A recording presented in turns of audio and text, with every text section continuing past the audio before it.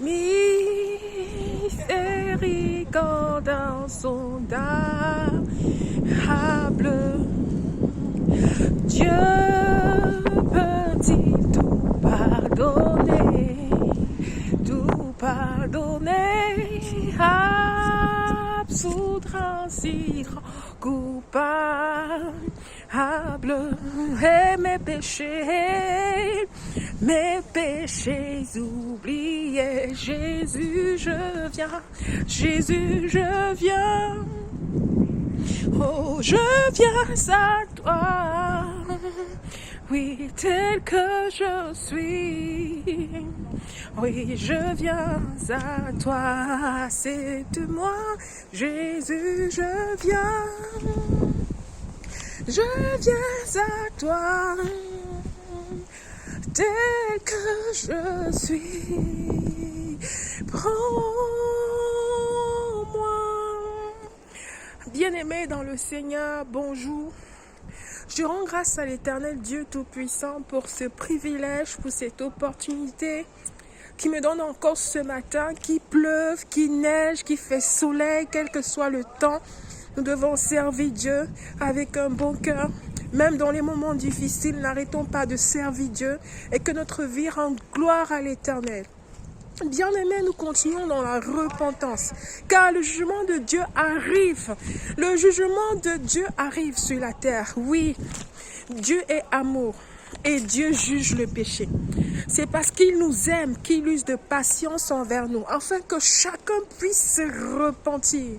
Chacun pour sa part. La repentance, elle est personnelle, elle est aussi publique par rapport à quand on vit dans une nation, quand on vit dans une famille, quand nous avons fait du tort, nous devons nous repentir.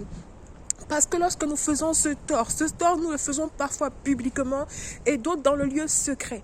De toute façon, nous devons le faire avec un cœur sincère.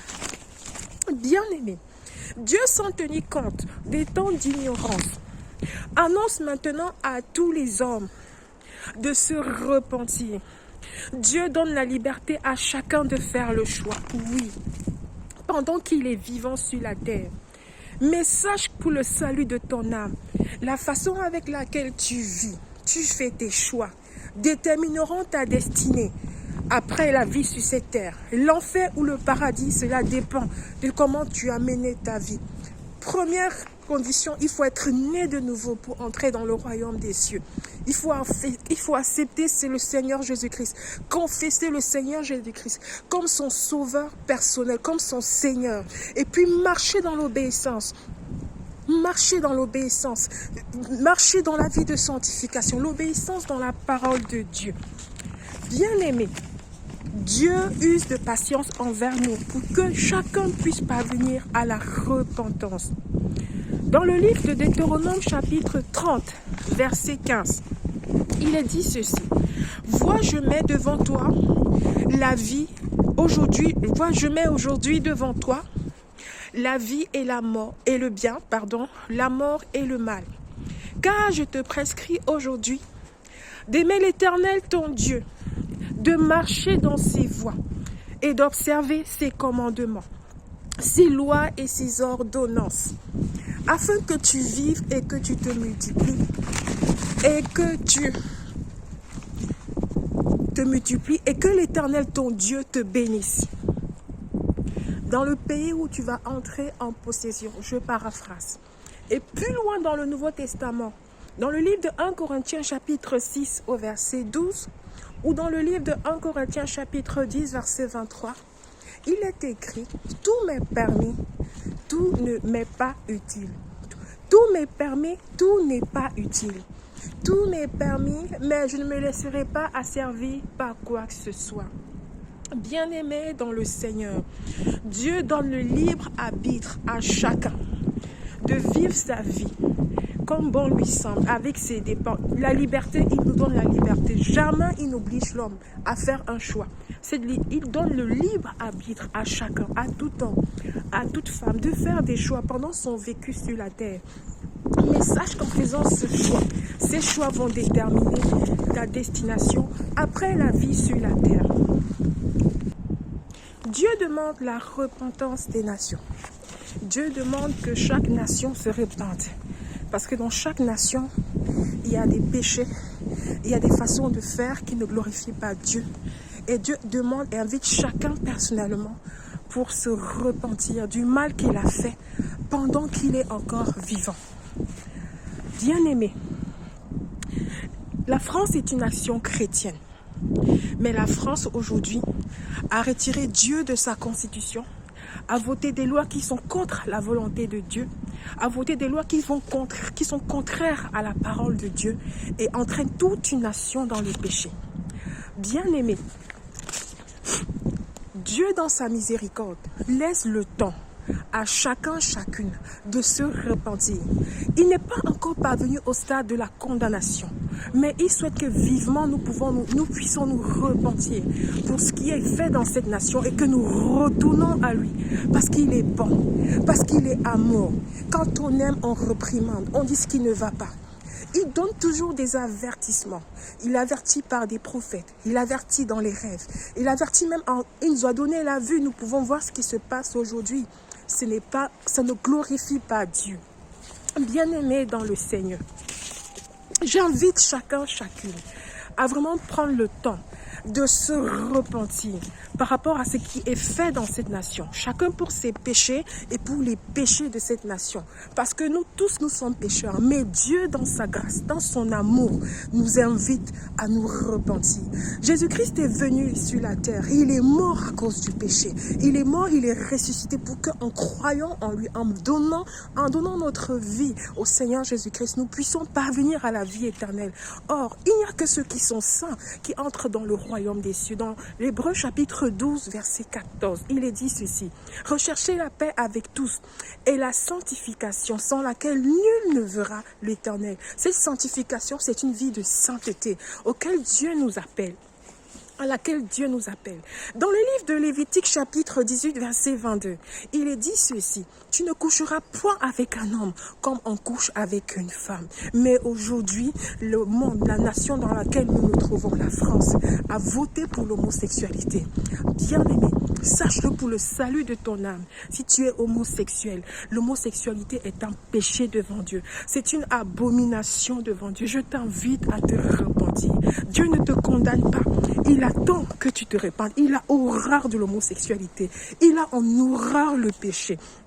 Dans le livre de Romains, chapitre 1 au verset 27, Dieu nous parle de l'homosexualité. Dieu condamne l'homosexualité.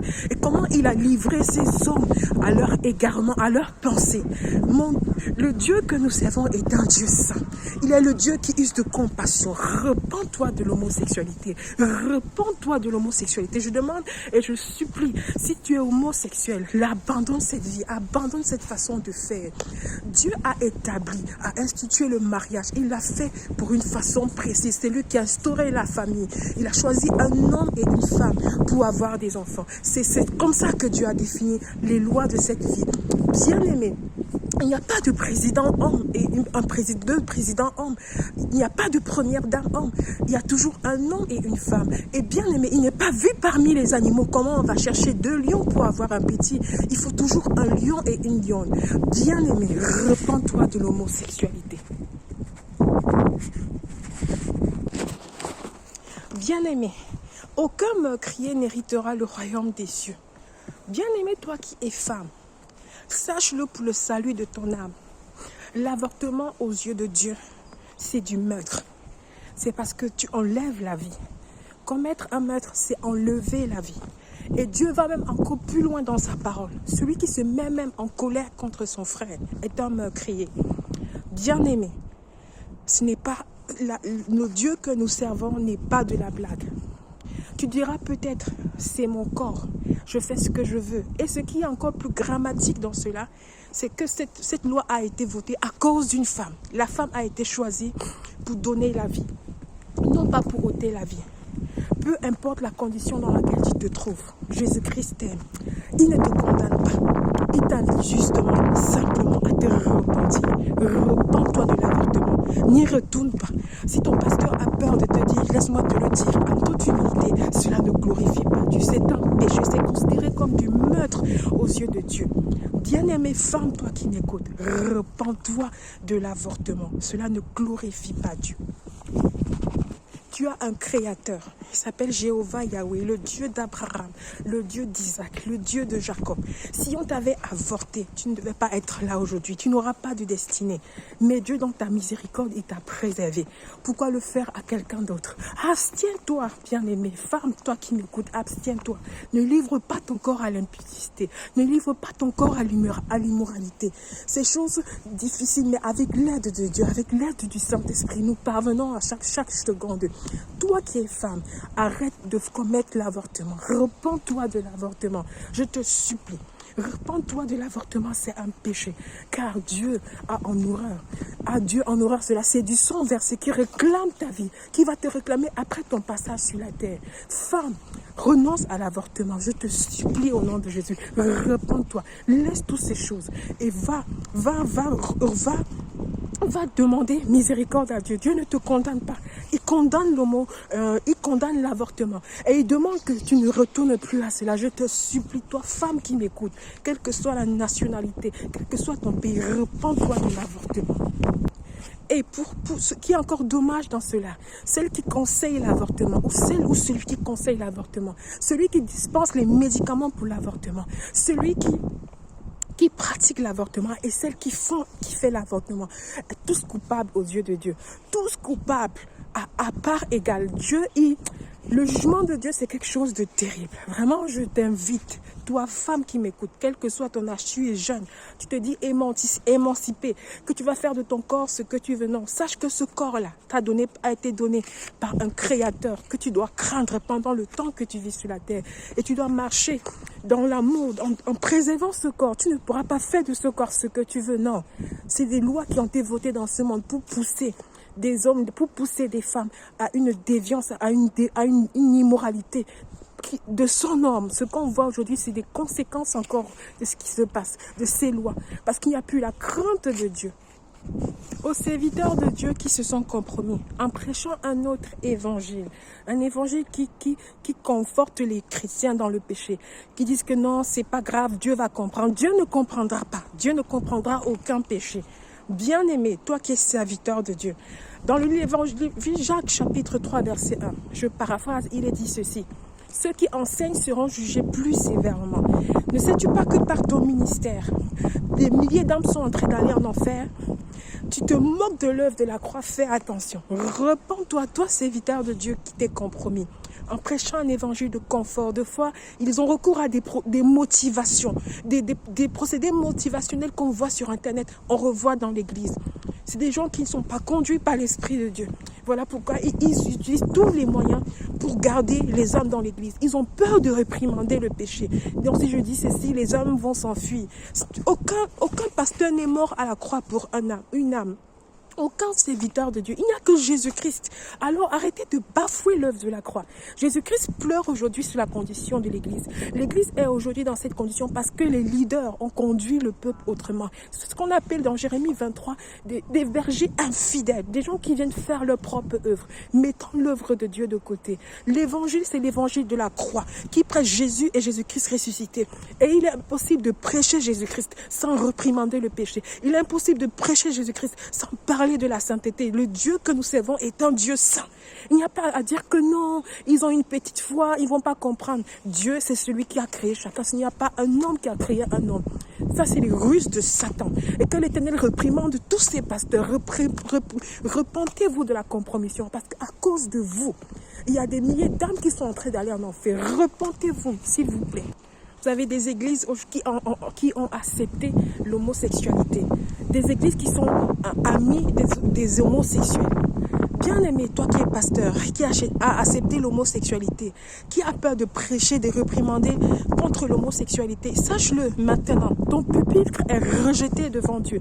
Dieu ne te connaît pas, jusqu'à ce que tu te répandes d'une repentance sincère. Arrêtez de vous moquer de Dieu. L'homosexualité, c'est une abomination devant Dieu. Et encore si tu es pasteur et que tu bénis ce tel mariage, vraiment c'est terrible. Parce que Dieu, il est dans sa parole et il va condamner. Il juge le péché. Dieu est amour et Dieu juge le péché. Il n'est pas honte de dire que l'homosexualité est un péché. Toi qui es pasteur, qui as peur de prendre position pour Jésus-Christ. Tu t'es joint à la foi interreligieuse avec les musulmans, les bouddhistes, les bouddhas, toutes sortes de religions. Bien-aimé, la parole de Dieu dit ceci, il y a un seul Dieu, c'est l'Éternel, Jéhovah Yahweh, le Dieu d'Abraham, le Dieu d'Isaac et le Dieu de Jacob. Il n'y a aucun autre Dieu sur la terre, dans les cieux, dans l'univers, il n'y en aura aucun autre. Alors, si au devant des musulmans, tu as peur de prononcer le nom de Jésus-Christ, tu as peur d'affirmer que Jésus-Christ est le vrai Dieu, et tu oses même dire que nous allons nous excuser parce que nous avons dit que Allah n'est pas Dieu, ou si Bouddha n'est pas Dieu, ou Shiva Rama, c'est des faux dieux. Parce que c'est pas tous ces gens qui sont sous ces religions, ils ne servent pas le véritable Dieu. Et leur âme, tant qu'elle n'a pas reçu Jésus-Christ, ne pourra pas être sauvée. Bien-aimé, toi qui m'écoutes, toi qui es serviteur de Dieu, n'aie pas honte du Seigneur Jésus-Christ. Jésus-Christ est mort à la croix. C'était une mort humiliante. Il est mort d'une façon humiliante. Et c'est une mort douloureuse. Alors que personne ne joue avec l'œuvre de la croix. Que personne ne s'amuse de bafouer l'œuvre de la croix. Parce que Jésus-Christ attend de nous que nous prenions position pour lui. Nous avons des témoignages des musulmans qui sont venus à Jésus-Christ et qui sont même encore plus chrétiens que les chrétiens qui sont plus engagés dans leur foi chrétienne que les chrétiens qui sont venus trouver. Nous avons le témoignage d'un jeune musulman. Ses parents sont restés musulmans, mais lui, il a donné sa foi à Jésus-Christ, sa vie à Jésus-Christ. Il est devenu chrétien. Et même jusqu'à la mort, il a refusé de régner Jésus-Christ. Et vous êtes serviteur de Dieu, déjà dans le ministère depuis longtemps. Mais vous n'arrivez pas à prendre position pour Jésus-Christ. C'est une honte. Celui qui aura honte du Fils de l'homme, celui qui aura honte du Seigneur Jésus-Christ, de la même façon, Dieu vous rejette. Repentez-vous, parce qu'on ne se moque pas de Dieu. On ne peut pas bafouer l'œuvre de la croix en disant que non, je suis serviteur de Dieu seulement à vos dépens. Mais quand il faut prendre de foi pour Jésus-Christ, on ne voit personne. Parce qu'on a peur des musulmans, on a peur. D'où vient la persécution? Vous pensez que d'où vient la persécution? Ce qui se passe au Nigeria, ce qui se passe dans les pays en Afrique, dans les musulmans, d'où vient la persécution? Bien-aimé, le jugement de Dieu est quelque chose de terrible. Repens-toi de ta compromission. Nous ne servons pas Dieu pour avoir l'approbation des hommes. Notre audience, elle est dans le ciel. C'est seulement Dieu qui nous approuve. Et tout ce que nous faisons avec une compromission, cela ne vaut pas la peine devant Dieu. Repens-toi de la compromission. Dieu est Seigneur, et Seigneur Jésus-Christ, le seul et véritable Dieu. Alors pour ceux qui ont peur, qui disent que non, on va penser quoi de moi, non. Vous voyez la persécution, comment les gens souffrent. Et nous sommes ici. Bien-aimé, toi qui es serviteur de Dieu. Et si tu as honte de ta foi, honte du Seigneur Jésus-Christ, si tu as commis de tels actes, va t'humilier devant Dieu, te prosterner et implorer sa miséricorde. Parce que tout ça est noté dans le calendrier, tout ça est noté dans le cahier céleste, tout ça est noté par les anges. Toutes les actions que nous posons, toutes les pensées que nous avons, tout ce que nous faisons est noté. Et c'est sur la base de ce que nous avons fait sur cette terre que nous serons notés, que nous serons jugés. Et le Dieu, il est ferme dans sa parole. Dieu se tient dans sa parole. Alors toi, arrête de te moquer de l'œuvre de la croix. Arrête de te bafouer l'œuvre de la croix. Jésus-Christ est le seul véritable Dieu. Il n'y a qu'un seul Dieu. Et sur la terre, dans le ciel, dans tout l'univers. Et chacun a la liberté. Mais nous, en tant que chrétiens, nous prenons position pour notre foi, sans se compromettre. Alors toi, si tu es musulman, sache que le véritable Dieu, c'est Jésus-Christ. Ce n'est pas Allah. Si tu es Bouddha, sache que le véritable Dieu, c'est Jésus-Christ. Si tu es bouddhiste, sache que le véritable Dieu, c'est Jésus-Christ. Ce n'est pas Bouddha. Si tu es hindou, sache que le véritable Dieu, c'est Jésus-Christ. Ce n'est pas Shiva, ce n'est pas Riva, Rama. Tous ces noms que vous donnez, le Dieu véritable, Jéhovah Yahweh, le Dieu d'Abraham, d'Isaac et de Jacob, le Dieu tout-puissant, l'éternel Dieu créateur. C'est lui le véritable Dieu qui est venu parmi les hommes en la personne de notre Seigneur Jésus-Christ, mourir à la croix et ressusciter. Il est venu mourir pour le péché, pour le salut de l'humanité. Alors il n'y a aucun nom qui nous a été donné sur cette terre que le nom de Jésus-Christ par lequel tout homme doit être sauvé, peut être sauvé et est sauvé. Il n'y a de salut en aucun autre, car il n'y a dans le ciel aucun autre nom qui est donné parmi les hommes par lequel nous devons être sauvés, si ce n'est le nom de Jésus-Christ. Bien-aimé, je t'encourage à être ferme dans ta foi, à prendre position pour Jésus-Christ. Parce que c'est le seul, l'unique véritable chemin qui nous conduit dans le royaume des cieux. C'est le seul véritable Dieu pour nous, chrétiens. Et pour quiconque croit est sauvé. Quiconque croit et confesse le Seigneur Jésus-Christ, l'accepte dans sa vie, est sauvé. Et Dieu ferait un chemin toujours Dieu tend toujours la main vers le pécheur parce qu'il est venu sauver ceux qui étaient perdus. Il est venu chercher ceux qui sont égarés. L'Éternel Dieu est tout-puissant. Dans le livre d'Exode, chapitre 20, verset 3, il est dit « Tu n'auras pas d'autre Dieu devant ma face ». Alors pour nous, en tant que chrétiens, il n'y a pas de foi interreligieuse avec les musulmans, avec les témoins de Jéhovah, avec les mormons, avec les bouddhistes, avec les autres religions. Parce que là, ils ont une autre doctrine qui conduit les âmes à l'enfer. Bien aimés, nous ne devons pas marcher. L'idolâtrie, ça c'est une forme d'idolâtrie. Dieu ne partage pas sa gloire. Dieu a en horreur l'idolâtrie. Et dans le premier, dans les commandements, dans l'Exode 20, chapitre l'Exode 20, il commence par là. Tu n'auras pas d'autre Dieu devant ma face. Et l'idolâtrie va aujourd'hui à une définition plus profonde. Tout ce que tu mets en priorité que Dieu, c'est de l'idolâtrie. Tout ce qui occupe la première place dans ton cœur, c'est l'idolâtrie. Bien aimé, crains Dieu et observe ses commandements. Bien aimé, serviteur de Dieu, toi qui as peur de réprimander l'habillement immoral des femmes dans ton assemblée, parce que tu as peur qu'en disant elles vont s'enfuir, non. Vaut plutôt obéir à Dieu que de plaire à un homme. Réprimander l'habillement immoral des femmes dans l'église. Le port du pantalon est une abomination devant Dieu. Toute femme qui porte le pantalon c'est un vêtement d'homme, est en abomination devant Dieu. Tout homme qui porte la jupe est un vêtement de femme, est en abomination devant Dieu.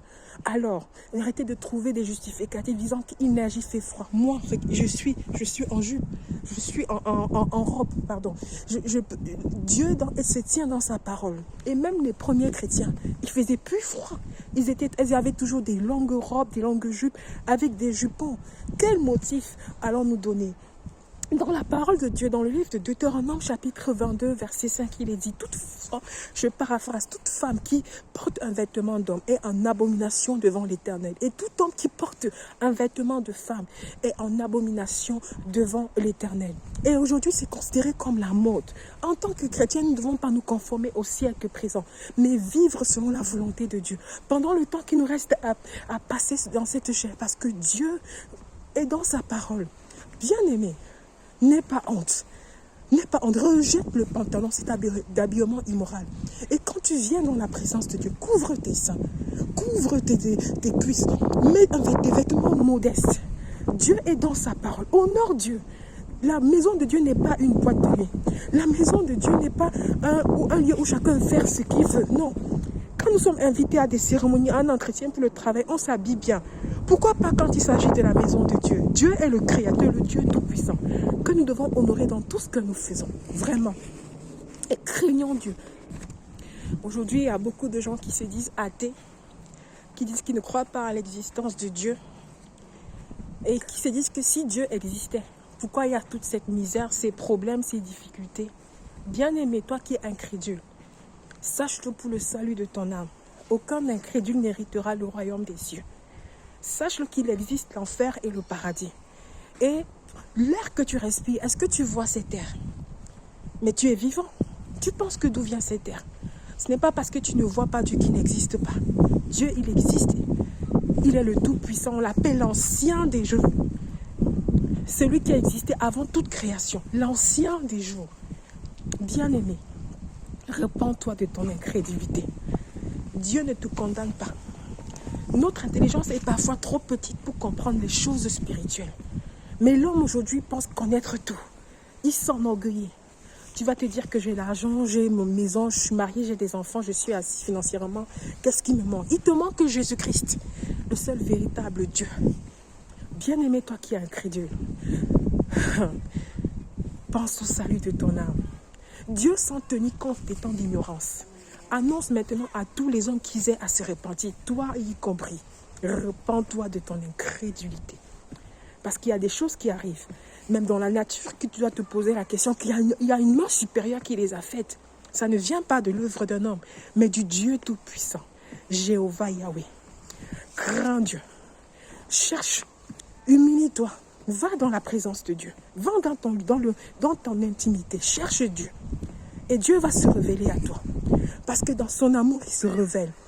Il se révèle même aux confins de la terre, dans les océans. Il y a un livre qui restera toujours, qui demeurera toujours, c'est la Bible, la parole de Dieu. Bien-aimé, toi qui es incrédule, Dieu t'aime. Il t'aime et il t'attend. N'hésite pas à lui donner ta vie, à croire. Il y a un Dieu qui existe. Regarde le ciel. Quand tu te tiens debout sur la terre, tu lèves les yeux. Tu vois la distance qui nous sépare du ciel. Tu penses que ça, c'est l'œuvre d'un homme. Il n'y a pas de Big Bang. Il n'y a pas d'évolution théorique. Ça, c'est du mensonge. C'est des choses qui nous ont été enseignées quand nous étions à l'école. Ça, c'est des ruses de Satan. Non. Cette terre a été faite par Dieu, le Dieu Tout-Puissant. Par la parole, il a créé. Il n'a pas eu besoin des procédés théoriques, historiques, géographiques. Dieu, il est tout-puissant. Ce n'est pas ce qu'on raconte dans les écoles. C'est du mensonge. C'est Jésus-Christ, le seul, l'unique, véritable Dieu créateur. À la jeunesse rebelle et indisciplinée. Bien-aimé, toi qui es jeune et qui m'écoute, et qui vit dans l'indiscipline, la rébellion, sache-le pour le salut de ton âme. Même il y a des enfants en enfer.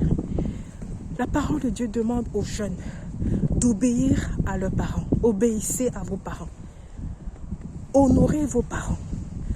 Si en quelque lieu dans ta vie, c'est la nouvelle année, tu sais que tu t'es mal comporté envers tes parents, va leur demander pardon. Marche dans l'obéissance, obéis à tes parents. C'est tes parents c'est à travers tes parents que tu es venu dans ce monde. Et Dieu l'a permis comme ça. Et tu es sous leur autorité jusqu'à ce que tu deviennes mature. Jusqu'à ce que tu deviens adulte mature.